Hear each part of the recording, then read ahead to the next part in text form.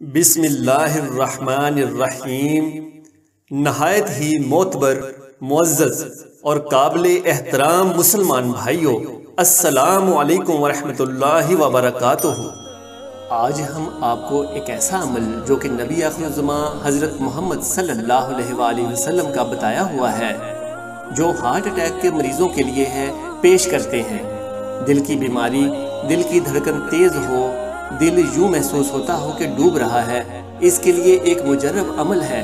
Fatih Iran हज़रत साद बिन वकास रज़ी अल्लाह तआला अन्हु फरमाते हैं कि मैं बीमार हो गया और आप सल्लल्लाहु अलैहि वसल्लम मेरी अयादत के लिए तशरीफ़ लाए। मेरे दोनों कंधों के दरमियान अपना दस्ते मुबारक रखा तो वो फरमाते हैं कि मैंने सीने में ठंडक महसूस की। अल्लाह ताला हम तमाम मुसलमानों को आप सल्लल्लाहु अलैहि वसल्लम से सच्ची मोहब्बत और अकीदत नसीब फरमाए।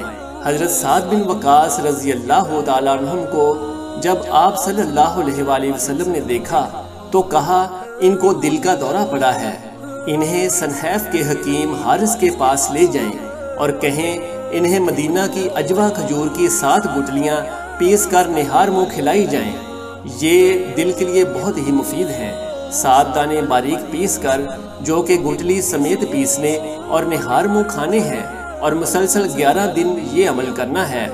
इंशाअल्लाह इससे दिल का दौरा नहीं पड़ेगा।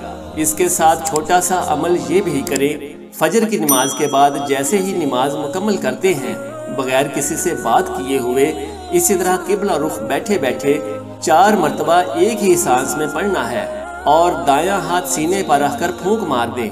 अगर आपसे फजर की नमाज के बाद इसकी पाबंदी नहीं हो सकती तो जुमे की नमाज से पहले या बाद में 111 मरतबा पढ़कर अपने सीने पर फूंक लें। इंशाअल्लाह दिल का हर तरह का मसला हल हो जाएगा। अल्लाह हम सब का हामी और नासिर हो।